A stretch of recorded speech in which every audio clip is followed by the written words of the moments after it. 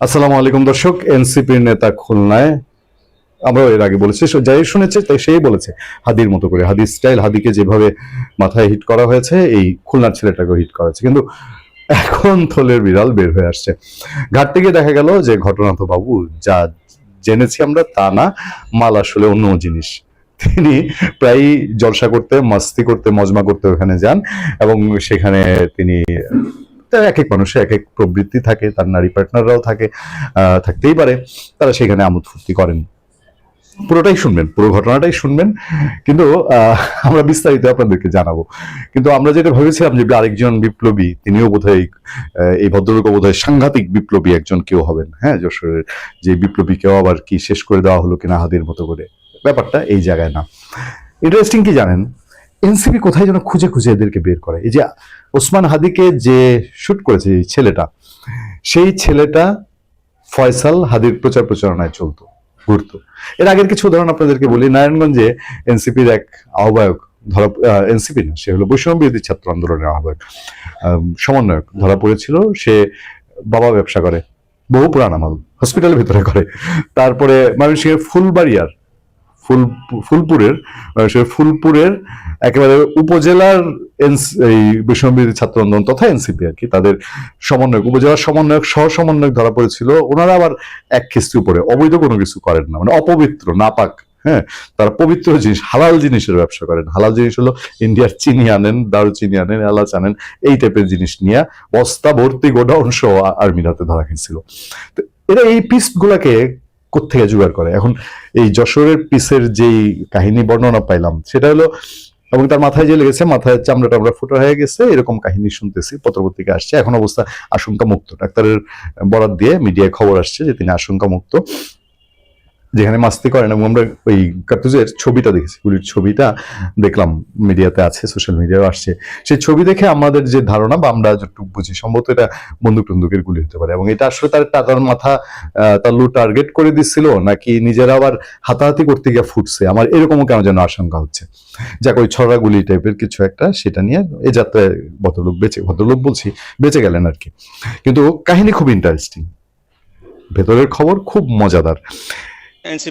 এনসিপির নেতাকে গুলি, সঙ্গী নারীকে খুঁজছে পুলিশ, মাদক উদ্ধার। বাড়ির মালিকের স্ত্রী বলেন, স্বামী স্ত্রী পরিচয়ে তন্নি নামে এক তরুণী 1 মাস আগে নিচতলার ফ্ল্যাটটি ভাড়া নেন।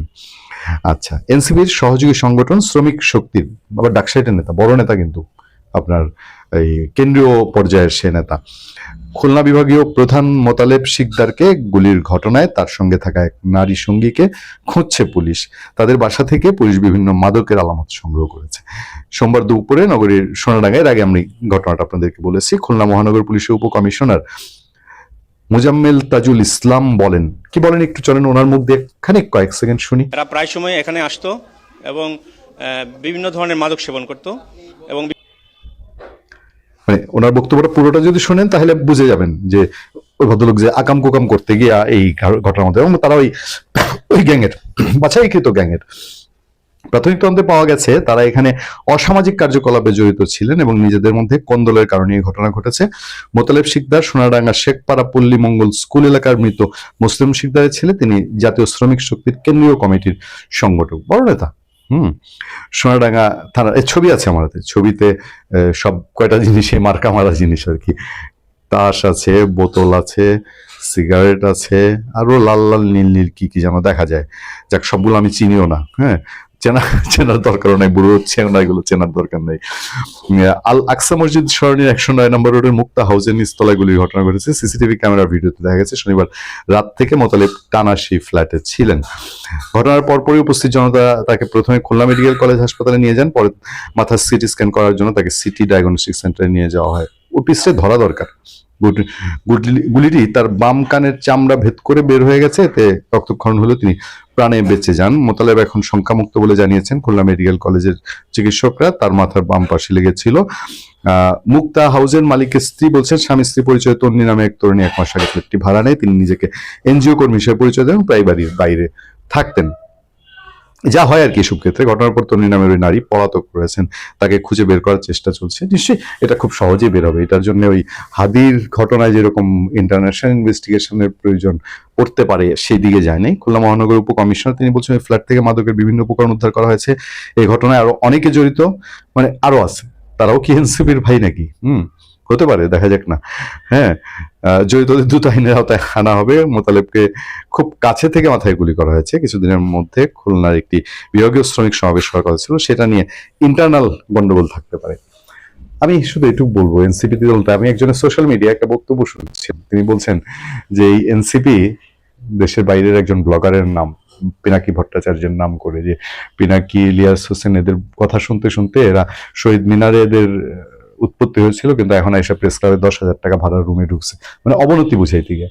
আর এই যে পিসগুলাকে সারা দেশ থেকে খুঁজে খুঁজে এনসিপিতে নিছে, এইটাও এদের কত বড় মরণ কামড় দিচ্ছে, এটা ওসমান হাদির পরে আরো বিভিন্ন ঘটনায় বোধহয় আস্তে আস্তে পরিষ্কার হয়ে যাবে। এবং দেখবেন সামনে সরকার আকাম করতে গিয়ে গুলি খেলো খুলনা এমসিপি নেতা। এনসিপির এই পার্টিটা, এই যে যেগুলোকে বাছাইকৃত মাল যারা এইসব কর্মকাণ্ডে জড়িত, এরা সুর করে আগে ক্ষমতাসীন দলে জয়েন করবে এনসিপি ফেলা।